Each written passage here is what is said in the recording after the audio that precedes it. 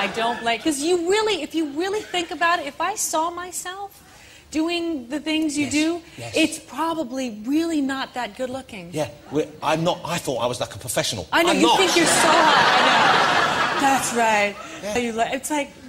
I was speaking in a stranger's voice. Thank you. We all do. I speak a bit like that. It's more like, come on, baby. Where was that? I was taken over by someone. That's why she wanted you to tape over. That's why she wanted to divorce me when she found out. But unfortunately, I talked her down from there. Yeah. Okay, now, you wouldn't think it to look at Sandra, but she's 67 years old, ladies and gentlemen. Unbelievable. It's actually 65. Doesn't look a day over 39. Yeah. But no, you've been making movies for One Hollywood, and yet still you're a leading lady, and that's quite an accomplishment. It's shocking. That's where I think being enjoying comedy and not being a sex symbol comes in very handy. But you are still something of a sex symbol? No, it all comes off in the shower. You look so good in this movie. You look so good. Good lighting. As our DP said, every morning we would take photographs, you know, of the scene before the hair and makeup, and I would have the plastic surgery board, and I'd take a Sharpie and say, this is what Sandy needs to work on right now. And he looked at me very honestly, and he said, you and I are proof that good lighting works. You don't need the good lighting. I had the good lighting, and I have it here. You look great here, and there isn't great lighting here. Trust me, that's why I look so bad. You actually look very good. Thank you. You're welcome. I've got a movie I'd like to show you, which I was meant to have taped over.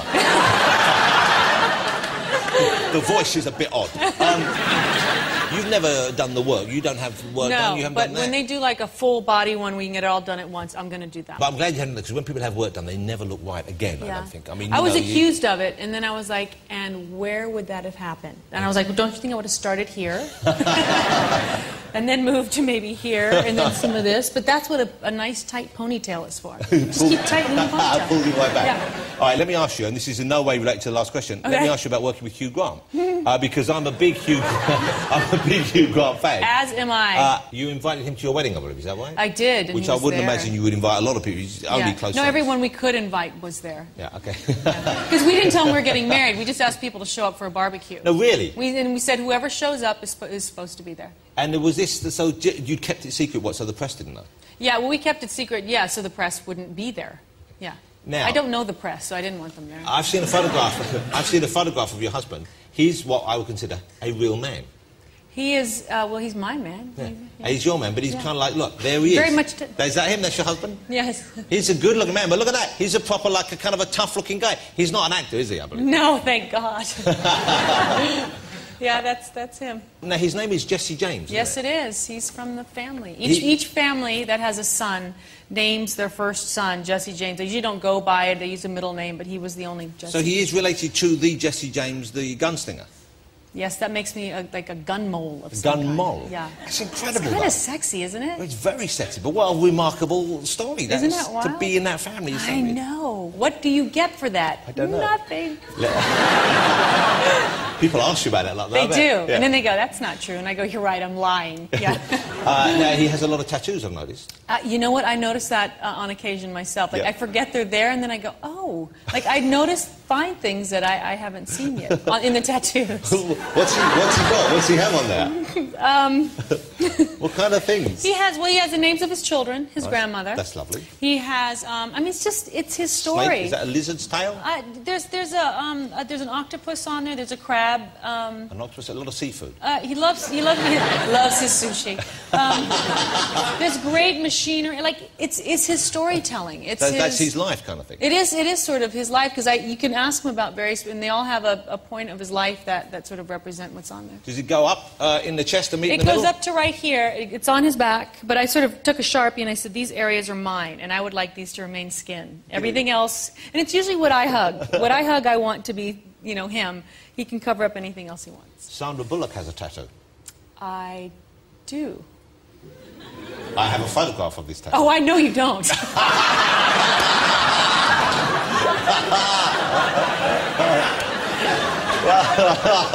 Well, Sandra wouldn't tell us where it was, and I thought I'd try and bluff it out of her. Yeah. Unless, again, I didn't know I was being recorded.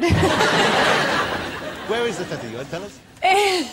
But in a way, it's worse not telling us, because then we're going to think it's on your punami. It's not down here. In my what? I just made up a new word, punami. I know, I got excited talking about where... I meant, where is that? I don't know. Don't stop. What is this? I'm going to stop.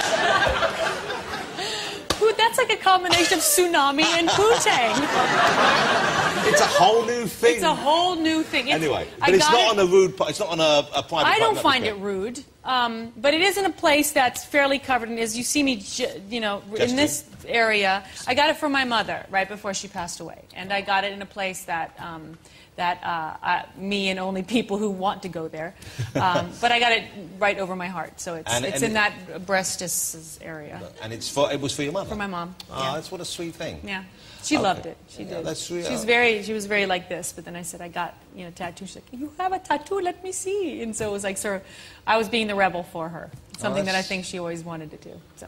What a lovely thing. Yeah, that's it, no more. Hey, your family's obviously very important to you. Yes. And also your life outside. I know you seem to spend part of the time in New York or LA where you're doing this work, and then the rest of the time you live in Austin, Texas. Yeah, yeah. It's like a little sanctuary, and you know, LA's been great for work, but I just don't do well there. Yeah. And I was sort of looking for a place where I could honestly go and just be myself, and you're not where cameras are, and you're not where that is, where you can grow as a person if you so choose to, and not be... You know. But I get the feeling you're someone who likes to be occupied. You don't strike me as someone who just lolls around. No. So what do you do with your time when you're there? You must have hobbies or businesses? I have an obsession of... what's a hobby in old buildings? I love preserving architecture that represents the history. And I think that probably comes from having lived in Europe. You have gorgeous architecture that people just live in day to day, and in the United States, we don't have that much. So. Incredible buildings, go back centuries, of course. So beautiful, and we don't have that much of that. So when I find it and I see it, a great artist created something that's not being cared for, I just feel the need to get my paws on it. It's very pricey. And you do it yourself? You go and you actually do some of the work yourself? Or a little bit, but I love pulling various artists together and you know, just saying how can we get this building back to, you know, but I sign the checks myself. Yeah. How long are you staying here in town for before you go off? I guess you have to go we'll finish tonight, and then I go off to Goodwood, where my husband is, they're doing the big racing, and they shipped his car out. So wow, so he's racing?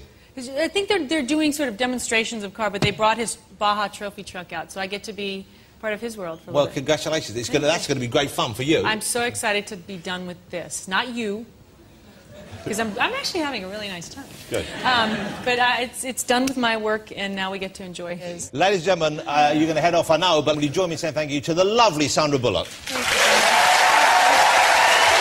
This is wonderful. Thank you so much. Thanks to all my guests tonight, Sandra Bullock, of course, Benny Anderson, and